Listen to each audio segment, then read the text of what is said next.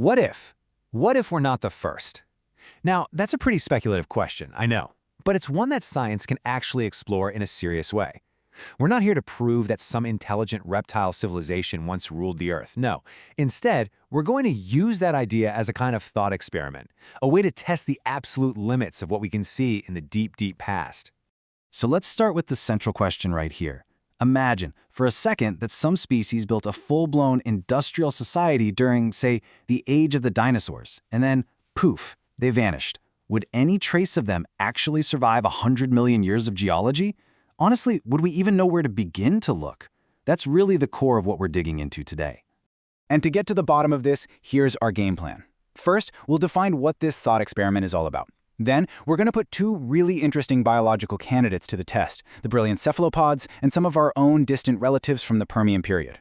After that, we'll look at what the fossil record has to say, the final verdict, if you will. And we'll wrap up by exploring why asking this kind of question is actually so important for science right now. Okay, so let's dive right in. This isn't just some late-night speculation over coffee. This line of inquiry actually has a formal name and a scientific framework behind it. It's called the Silurian Hypothesis, and as a quick aside, it's not named for the geological period, but it's actually a nod to a fictional race from the show Doctor Who. But look, it's not a claim that they really existed. It's a thought experiment. It's designed to ask a much bigger question. If a civilization did exist in the deep past, would our science even have the tools to find it? And here's the absolute key to the whole thing. We wouldn't be looking for fossilized cities or tools. I mean, after millions and millions of years, all of that would just be dust. The real search would be for a geochemical footprint, these subtle planet-wide signatures baked right into the rock layers. Think about things like sudden, massive spikes in carbon isotopes from burning fossil fuels, or maybe even tiny traces of synthetic chemicals, like plastics, that just couldn't be explained by any natural event. So, with that framework in mind, let's examine our first candidate.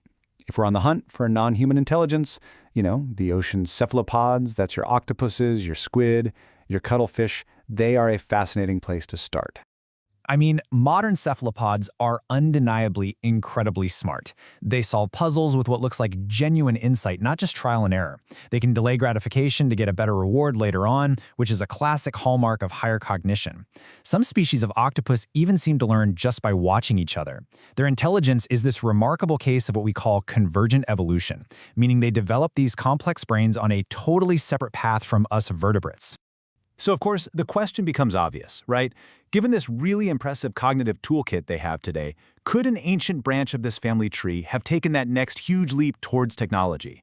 Could there have been an underwater or maybe even amphibious cephalopod civilization in the deep past? Well, when you look into it, timing is everything. The cephalopod lineage itself is incredibly ancient. I mean, they split from our own line almost 600 million years ago. But, and this is a huge but, all the evidence suggests their complex, problem-solving brains are a much, much more recent development. We're talking something that really only evolved in the last couple 100 million years. Yeah, the paleontological consensus is pretty clear here. It seems this huge cognitive leap was part of an evolutionary arms race. See, as ancient cephalopods started losing their protective outer shells, they basically had to get smarter just to survive. This new vulnerability forced them into more complex, challenging habitats on the seafloor, which in turn spurred more and more brain development. So while they're absolutely brilliant today, that brilliance seems to be a pretty recent feature. They just aren't candidates for a truly ancient, deep-time civilization. Okay, so if not cephalopods, who else could there be? Let's turn to our next case study. This time we're looking much, much closer to home on the evolutionary tree. We're going to examine the synapsids, our own distant relatives, from the Permian period way before the dinosaurs even showed up. Now, to ground this discussion in some numbers, we can use a metric called the encephalization quotient, or EQ. Just think of it as a rough proxy for brain power. It compares an animal's actual brain size to what you'd expect its brain size to be for an animal of its weight.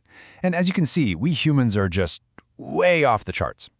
Our Permian candidate here, Quoingosaurus, while pretty impressive for its time, is really only on par with some of the smarter dinosaurs, nowhere near the level we'd associate with higher technological intelligence.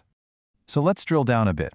The fossil record gives us two particularly interesting synapses from about 255 million years ago, and we're going to examine them for any signs of what scientists call sophonts.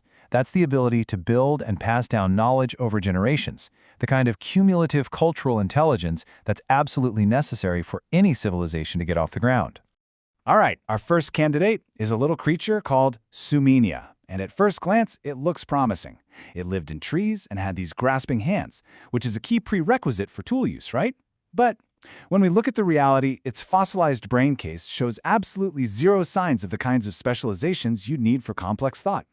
It's like it had the hardware for manipulation, but the software just wasn't there. And, even that promising physical trait wasn't quite what it seemed. Researchers who studied it noted that its grasping hands were really better for simple clinging, kind of like a bat's foot, not for the kind of fine, dexterous manipulation that we see in primate hands. So, the bottom line is, it simply couldn't have made or used complex tools. Okay, so our second candidate, Coingasaurus, is actually more intriguing from a cognitive standpoint. It really was a standout for its time. It had a brain 3 times larger than its peers, and it even had a brain structure that looks a little like an early version of our own neocortex. But again, context is everything. Its EQ was still incredibly low by modern standards, and its brain seems to have been highly specialized for one specific task, navigating around underground. So clever? Yes. A potential civilization builder? The evidence just says no. So, after carefully examining our 2 most plausible deep-time candidates, what's the final verdict from the fossil record? Well, the answer really lies not in a single species, but in the overall timeline of evolution itself. When you look at the broader timeline, a really clear pattern emerges. You go back to the Permian 255 million years ago, and you see only the faintest hints of modern mammalian traits. It's only after the dinosaurs' extinction 66 million years ago that mammals really get their chance to shine. Then, about 10 million years after that, brain sizes finally start to increase in a significant way. And the truly explosive growth in our own ancestors' intelligence, that's a phenomenon of just the last few million years. It's incredibly recent. So, the paleontological verdict is pretty unambiguous. The complete toolkit for building a technological civilization, we're talking large brains, complex social structures, dexterous hands, and the ability to pass down knowledge, all of that appears to be a very, very recent evolutionary invention. It's a phenomenon of the Cenozoic era, our era. Now, given that the evidence for a pre-human civilization is, well, essentially non-existent, you might be asking yourself, why even bother with a thought experiment like this at all? And the answer is that it actually provides a really powerful lens through which we can view our own present and our future. The value of this hypothesis really breaks down into 3 things.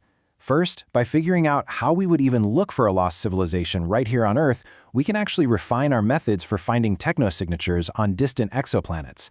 Second, it forces us to think really hard about our own geological legacy, what scientists call the Anthropocene, and what kind of traces we will leave behind. And finally, it's just a humbling exercise in scientific discovery. It forces us to ask, what might be lying just beyond the limits of what we can currently detect? And that really brings us to the final, and I think most provocative question. This entire exercise of looking back at a hypothetical past ultimately forces us to look forward. 100 million years from now, when future geologists drill down into the rock, what thin, strange, anomalous layer is going to represent all of our art, our science, our cities? What will be the fingerprint of us?